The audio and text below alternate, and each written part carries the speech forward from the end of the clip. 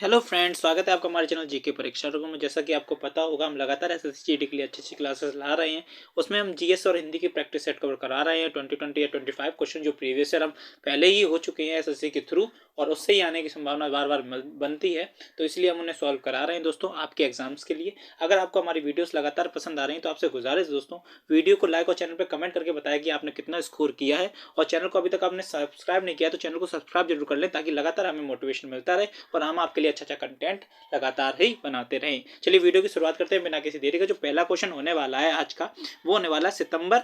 देखो, इसमें जो करंट अफेयर है वो पुरानी करंट अफेयर है, तो आपको इस हिसाब से तैयार होकर जाना कि कैसी कैसी करंट अफेयर आती है। लेकिन करंट अफेयर को निगलेक्ट बिल्कुल ही नहीं करना। 5 से 6 क्वेश्चन आपके एग्जाम में करंट अफेयर से ही पूछे जाएंगे, बाकी होगी वैसी जो आती रहती है जी के। ठीक है, तो करंट अफेयर को निगलेक्ट नहीं करना। 6 महीने की या 7 महीने की जो वन लाइनर्स है वो उन्हें पढ़ के जाना, स्पीड या कोई और भी पब्लिकेशन के। ठीक है दोस्तों, चलिए शुरुआत करते हैं हमारे प्रैक्टिस सेट की। तो पहला जो क्वेश्चन है, सितंबर 2021 तक प्राप्त जानकारी के अनुसार इमैनुअल मैक्रो किस देश के राष्ट्रपति हैं? तो ये तो 21 के थे, लेकिन ये इमैनुअल जो मैक्रो थे वो फ्रांस के थे। किसके? फ्रांस के थे। चलिए, इसका एक्सप्लेनेशन हम पढ़ेंगे नहीं, क्योंकि ये करंट अफेयर्स का था। जो भी हमारी रीजनल जीके होती है, जैसी पहले आती रहती है, ठीक है, वो नहीं हम पढ़ेंगे। चलिए, ये वाला है, निम्नलिखित में से किस अम्ल को चींटी के काटते समय त्वचा में इंजेक्ट किया जाता है? तो जब चींटी काटती है वो त्वचा में इंजेक्ट कर देती है और हमारे शरीर फूल जाता है। तो वो जो अम्ल होता है वो होता है फॉर्मिक। फॉर्मिक अम्ल होता है। ठीक है, कौन सा अम्ल होता है? फॉर्मिक अम्ल होता है, HCOOH। इसका एक्सप्लेनेशन हम जरूर पढ़ेंगे, ठीक है दोस्तों, क्योंकि इससे भी क्वेश्चन बनने की संभावना हमेशा ही रहती है। चलिए शुरुआत करते हैं हमारी वीडियो की। तो शुरुआत करते हैं हमारे एक्सप्लेनेशन की। तो जो फॉर्मिक अम्ल HCOOH होता है, एक कार्बनिक यौगिक है। यह मधुमक्खियों, बिच्छू तथा चींटियों के डंक में पाया जाता है। चींटी के काटते समय त्वचा में फॉर्मिक अम्ल को प्रवेश करा देती है, जिससे शरीर में जलन और दर्द होता है। दर्द के प्रभाव को कम करने के लिए नमीयुक्त खाने का सोडा या कैलामाइन विलियन का उपयोग किया जाता है।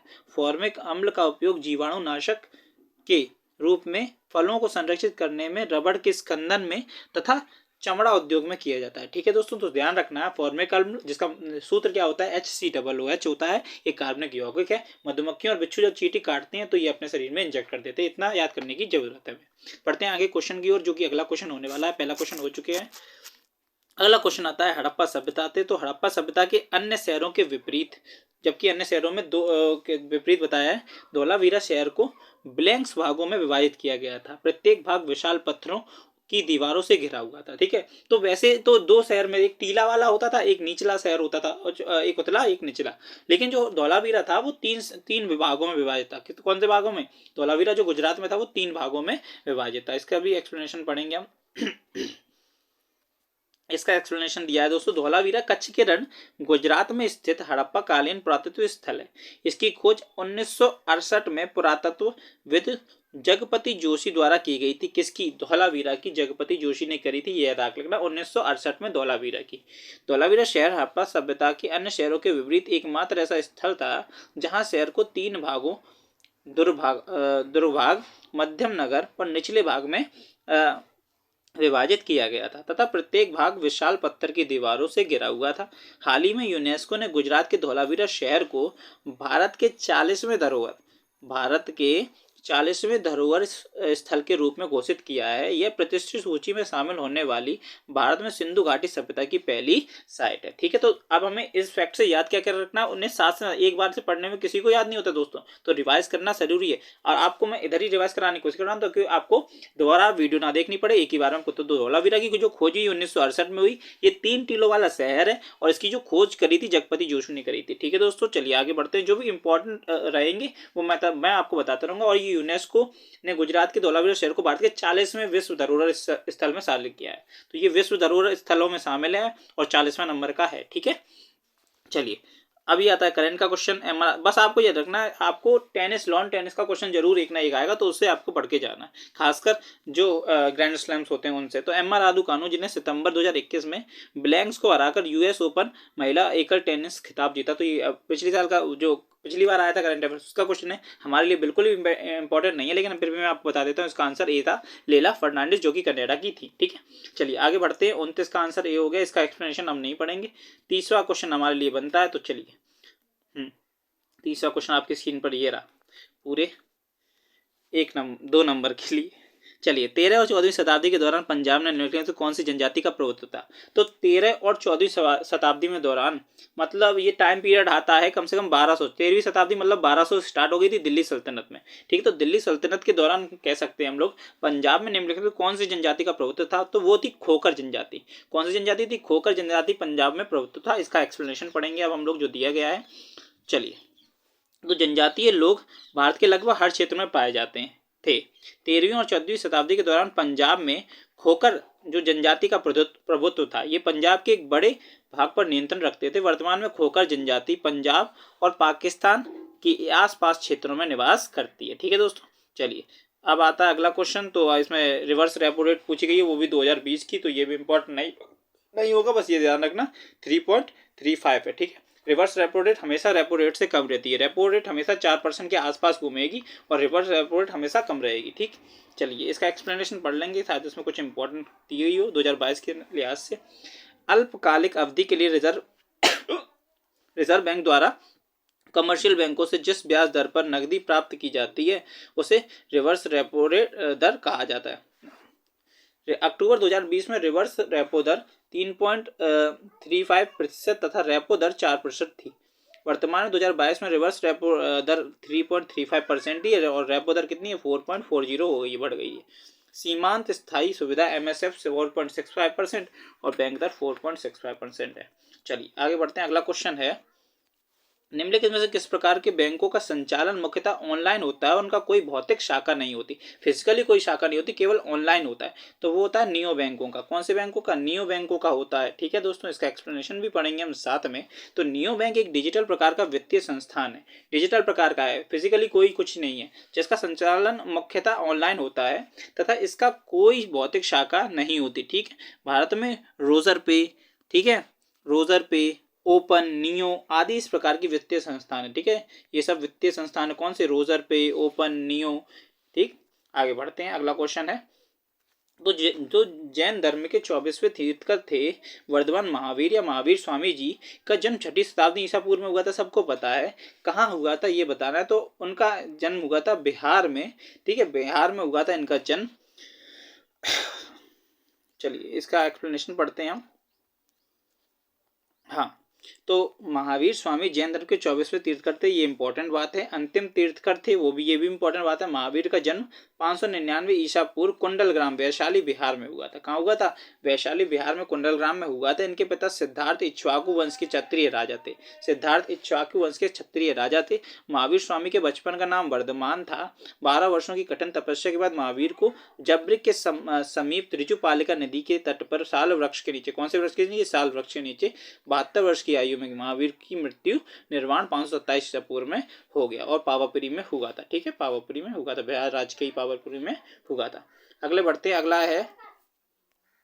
अगला क्वेश्चन है, बैंकिंग विधिनियम अधिनियम 1949 की धारा ब्लैंक्स के प्रावधानों के तहत किसी वाणिज्यिक बैंक को बैंकिंग व्यवसाय शुरू करने के लिए भारतीय रिजर्व बैंक के से लाइसेंस प्राप्त करना आवश्यक है। कितने लाइसेंस प्राप्त करना आवश्यक है? वो है 22, ठीक है। 22 लाइसेंस प्राप्त करना आवश्यक है। इसका एक्सप्लेनेशन हम लोग पढ़ेंगे। इसके एक्सप्लेनेशन में क्या दिया गया है, बैंकिंग विनियम अधिनियम 1949 भारत में एक कानून है जो भारत में सभी बैंकों फर्मों को नियंत्रित करता है। इसे बैंकिंग कंपनी 1949 के रूप में पारित किया गया था, जो 16 मार्च 1949 से लागू हुआ था। इसका विस्तार संपूर्ण भारत में है। बैंकिंग विनियम अधिनियम 1949 की धारा 22 के प्रावधानों के तहत किसी भी वाणिज्य बैंक को बैंकिंग व्यवसाय शुरू करने के लिए भारतीय रिजर्व बैंक से लाइसेंस प्राप्त करने की आवश्यकता है, ठीक है। धारा 22 है। धारा कौन सी है? 22।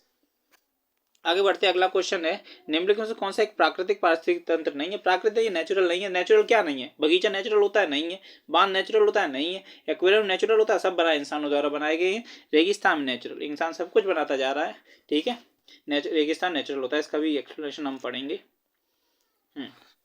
क्या दिया गया है, किसी स्थान पर पाए जाने वाले किसी जीव समुदाय का वातावरण से जो अन्य जैविक समुदाय से परस्पर संबंध होता है, इसी पारस्परिक संबंध को पारिस्थितिकी तंत्र कहा जाता है, इकोसिस्टम कहा जाता है। इसकी रचना जैविक तथा अजैविक संगठनों से होती है। पारिस्थितिकी तंत्र शब्द का प्रयोग सर्वप्रथम एजी टांसले ने द्वारा 1935 में किया था। पारिस्थितिकी तंत्र का शब्द का प्रयोग, तो देखिए इकोसिस्टम जो शब्द गढ़ा था वो टांसले ने दिया था, टांसले ने टांग दिया था, टांसले ने शब्द टांग दिया, कौन सा, पारिस्थितिकी तंत्र। और यह खुला तंत्र होता है तथा विभिन्न प्रकार का हो सकता है, विभिन्न प्रकार नीचे दिए गए हैं, जिस प्रकार का भी हो सकता है। तो इसको भी पढ़ लेते हैं। पारिस्थितिकी तंत्र के प्रकार है, एक होता है प्राकृतिक, दूसरा होता है कृत्रिम। प्राकृतिक में झील, वन, मरुस्थल, तालाब, घास के मैदान, तालाब आते हैं, और बगीचा, पार्क, खेत, एक्वेरियम, ये सब क्या है, कृत्रिम में, जो इंसानों द्वारा बनाए गए हैं। एक आता है फिर द्वारा करंट अफेयर्स का क्वेश्चन। अक्टूबर 2020 में foundation of environment education Denmark द्वारा अंतर्राष्ट्रीय ब्लू प्लेग प्रणाली सम्मानित किया जाने वाला 8 समुद्र तटों में निम्न में से कौन सा एक था, तो वो था शिवराजपुर। कौन सा था, शिवराजपुर। इसका एक्सप्लेनेशन आपके लिए इंपॉर्टेंट नहीं है। आगे बढ़ते हैं अगले क्वेश्चन की ओर सीधे सीधे। तो अगला क्वेश्चन ये रहा, ये भी करंट अफेयर का क्वेश्चन है, ठीक है दोस्तों, मैं पढ़ा देता हूँ। बस आपको ऐसा एज्यूम करना कि इस साल भी ऐसे क्वेश्चन पूछने की संभावना है। तो थलाइवी जो 2021 की रिलीज हुई मूवी थी, ब्लैंस के जीवन पर आधारित था, तो ये सबको ही पता होगा। कंगना रनौत ने इनमें जयललिता जी का किरदार निभाया था, तो वो थी जयललिता जी के ऊपर मतलब चली थी, मूवी बनी थी। अगला क्वेश्चन आता है, पंजाब में मनाया जाने वाला लोहड़ी त्योहार प्रतिवर्ष किस महीने मनाया जाता है, तो आप बता सकते हैं किस महीने मनाया जाता है। लोहड़ी त्योहार कब मनाया जाएगा, अप्रैल में मनाया जाएगा, दिसंबर में, जनवरी में, या फरवरी में। तो इसका जो आंसर हो जाएगा जनवरी में। लोहड़ी सर्दियों में जनवरी में मनाया जाता है, ठीक है दोस्तों। इसका एक्सप्लेनेशन पढ़ लेते हैं। लोहड़ी पर्व उत्तर भारत का एक प्रसिद्ध त्योहार है। पंजाब में लोहड़ी प्रतिवर्ष मकर संक्रांति के एक दिन पूर्व 13 जनवरी को मनाया जाता है, ठीक है। दक्षिण भारत में लोहड़ी को पोंगल के रूप में मनाया जाता है, ठीक है दोस्तों। और हमारे हिंदुओं में वो मकर संक्रांति होता है। वो त्योहार के नाम अलग अलग है, मनाते सभी, ठीक है। ये करंट अफेयर का क्वेश्चन आता है, स्वस्थ वायु स्वस्थ ग्रह 2021 के ब्लैंस की विषय वस्तु थी। तो 2021 का जो दे आया था, नीला आसमान के लिए स्वच्छ हवा के लिए अंतर्राष्ट्रीय दिवस, ये इसकी थीम थी। अब आपको ये याद रखना है कि नीले आसमान के लिए स्वच्छ हवा का अंतर्राष्ट्रीय दिवस कब मनाया जाता है, ठीक है दोस्तों। चलिए इसे पढ़ लेते हैं। वायु प्रदूषण के कारण पर्यावरण और समस्त मानव स्वास्थ्य पर गंभीर प्रभाव को देखते हुए वायु प्रदूषण के बारे में जागरूकता फैलाने के उद्देश्य से 7 सितंबर को, कब, 7 सितंबर को नीले आकाश के लिए स्वच्छ वायु हवा का अंतर्राष्ट्रीय दिवस मनाया जाता है। याद रखना, नीले आकाश के लिए स्वच्छ हवा का अंतर्राष्ट्रीय दिवस 7 सितंबर को मनाया जाता है। उल्लेखनीय कि संयुक्त राष्ट्र महासभा ने 19 दिसंबर 2019 को संकल्प को अपनाया और प्रतिवर्ष 7 सितंबर को इस दिवस को मनाने का संकल्प लिया। 2021 में इसकी थीम ये थी। चलिए आगे बढ़ते हैं अगले क्वेश्चन की ओर, जो कि है, निम्नलिखित में किस दिन international day to end immunity for crime against journalist, क्या है, international day to end immunity for crime against journalist, ठीक है। तो उसका आंसर है 2 नवंबर को मनाया जाता है, ठीक है।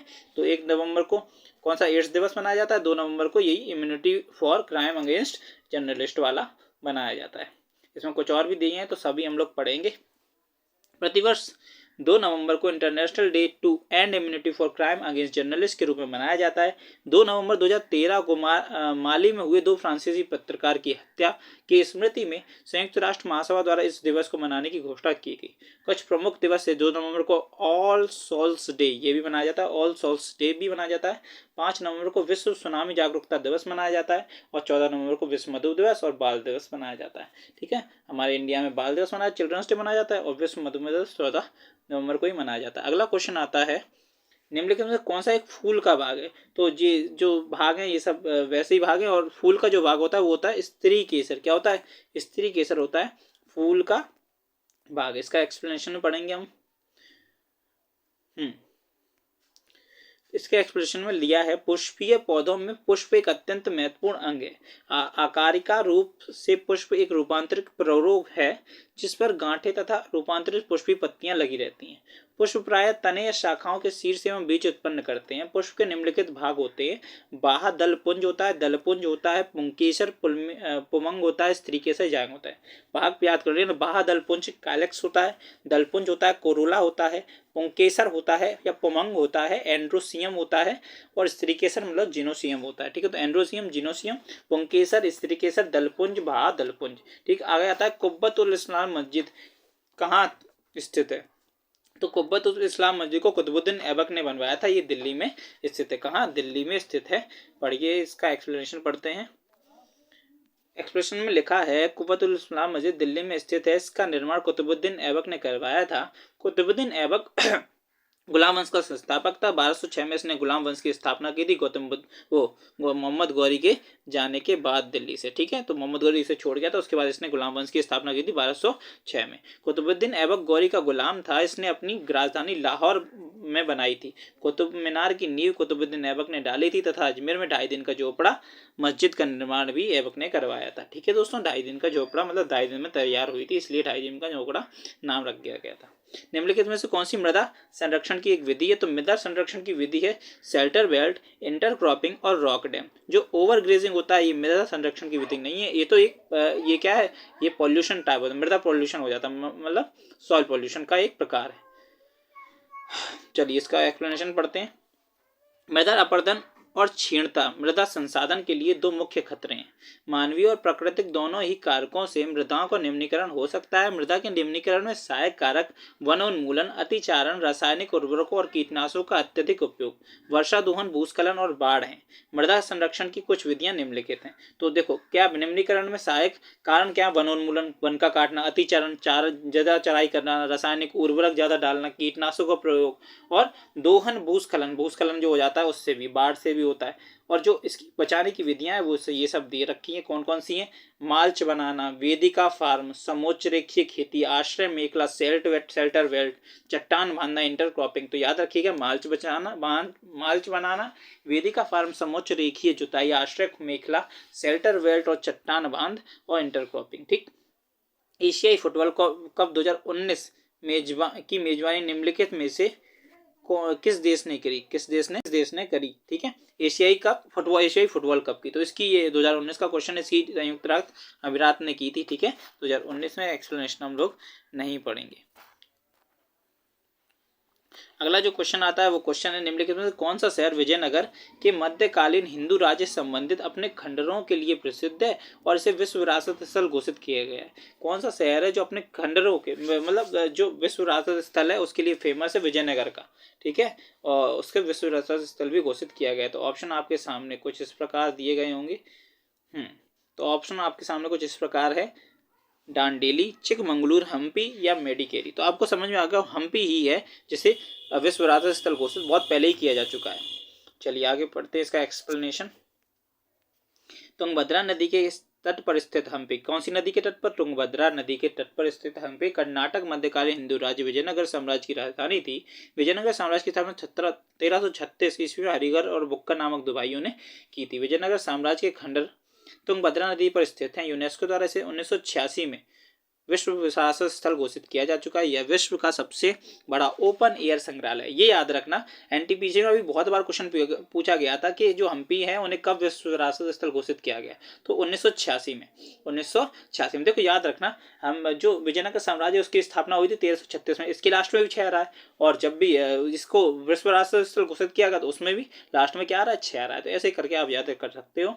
आगे आता भारतीय दंड संहिता की कौन सी धारा महिला की सहमति के बिना गर्भपात कराने के अपराध में से संबंधित है? तो महिला की सहमति नहीं है और आप गर्भपात कराओगे तो उसके लिए आपकी कौन सी धारा लगेगी? धारा 313। धारा 313। ठीक है, धारा 313। चलिए पढ़ते हैं इसे। भारतीय दंड संहिता की धारा 313 महिला की सहमति के बिना गर्भपात करने के अपराध से संबंधित है।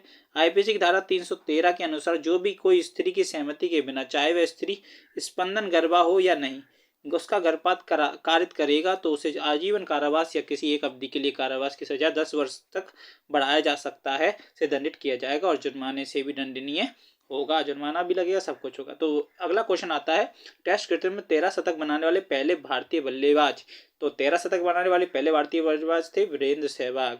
फिर करुण नायर ने भी लगाया था 300। चलिए आगे देखते हैं। टेस्ट क्रिकेट में 13 शतक बनाने वाले पहले और एकमात्र बल्लेबाज वीरेंद्र सहवाग हैं। एकमात्र नहीं है, अब वो करुण नायर भी बना चुके हैं। वीरेंद्र सहवाग ने वर्ष 2004 में मुल्तान में पाकिस्तान के खिलाफ 309 रन बनाया था। 2008 में विरुद्ध खेलते हुए वीरेंद्र सहवाग ने अपना दूसरा 13 शतक 319 रन बनाया था। यह टेस्ट क्रिकेट इतिहास में किसी बल्लेबाज द्वारा बनाया गया सबसे तेज 13 शतक था 278 गेंदों में। ठीक है, चलिए आगे बढ़ते हैं। अगला जो क्वेश्चन है वो है बैरन द्वीप से। निम्नलिखित में से कौन सा बैरन द्वीप की एक अनूठी विशेषता है? तो आप सबको पता होगा बैरन द्वीप एक क्या है?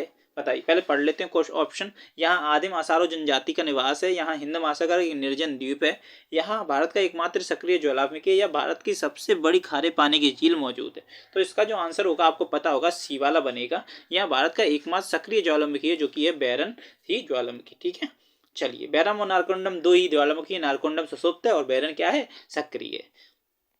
चलिए इसकी एक्सप्लेनेशन भी पढ़ लेते हैं हम। बैरन द्वीप भारत का एकमात्र सक्रिय ज्वालामुखी है। बैरन द्वीप ज्वालामुखी अंडमान निकोबार द्वीप समूह में राजधानी पोर्ट ब्लेयर से 140 किलोमीटर की दूरी पर उत्तर पूर्व में बंगाली खाड़ी में स्थित है। यह दक्षिण भारत एशिया का एकमात्र सक्रिय ज्वालामुखी है। नारकोंडा भारत में स्थित सुषुप्त ज्वालामुखी, जो कि जैसा कि मैं आपको बता चुका हूँ। अगला क्वेश्चन आता है, उकाई बांध किस नदी पर है? उकाई जो बांध है ताप्ती नदी पर है। ठीक है, गुजरात में पड़ता है ये बांध। एक्सप्लेनेशन पढ़ते हैं इसका। चलिए, उकाई जो परियोजना है अंतर्गत निर्मित उकाई बांध गुजरात के राज्य के सूरत जिले में ताप्ती नदी पर स्थित है। ठीक है, गुजरात राज्य के सूरत जिले में ताप्ती नदी पर स्थित है। ये सरदार सरोवर के बाद गुजरात में निर्मित दूसरा सबसे बड़ा बांध है। भारत की प्रमुख बहुउद्देशीय घाटी परियोजना भाखड़ा नागल सतलज नदी पर पंजाब में, हीराकुंड बाग महानदी में उड़ीसा में, दामोदर घाटी दामोदर नदी पर झारखंड में, इडुक्की बांध पेरियार नदी पर केरल में। चलिए आगे बढ़ते हैं। पंचेत बांध ये दामोदर नदी झारखंड में। ठीक है, और राणा प्रताप सागर बांध चंबल नदी पर। ठीक है, चंबल नदी पर राणा प्रताप सागर बांध है। चलिए आगे बढ़ते हैं अगले क्वेश्चन की ओर, और अगला क्वेश्चन है करंट अफेयर्स से, तो इसको मैं बता देता हूं। अक्टूबर 2020 तक के आंकड़ों के अनुसार भारत सरकार ने ब्लैंक्स अनाजों के लिए न्यूनतम समर्थन मूल्य तय किया, तो 7 अनाजों के लिए किया था। ठीक है, तो इसका करंट एक्सप्लेनेशन मैं नहीं पढ़ाऊंगा क्योंकि इंपॉर्टेंट नहीं है, आप करंट अफेयर पढ़ के जाइए। तो अगर आपने 50 क्वेश्चन में से कितने सही किए हमें बताइए, मतलब आज के जो 25 क्वेश्चन थे जीएस के, आप लोग कितने सही करे। ये प्रीवियस ईयर सेट था, तो आपका स्कोर वैसा ही को लेवल होने वाला है एग्जाम का, इसलिए आपसे पूछा हूं दोस्तों। अगर आपको हमारी वीडियो पसंद आई तो वीडियो को लाइक कर दें और चैनल को कमेंट करके बताएं आप वीडियो पे कि आपको कितना स्कोर बना है, और चैनल को सब्सक्राइब जरूर कर लें ताकि लगातार आपको अच्छे प्रैक्टिस सेट ऐसे ही मिलते रहे जिससे आपका स्कोर बूस्ट हो और आपका सिलेक्शन जल्दी हो। जय हिंद, जय भारत, धन्यवाद, सब खैर।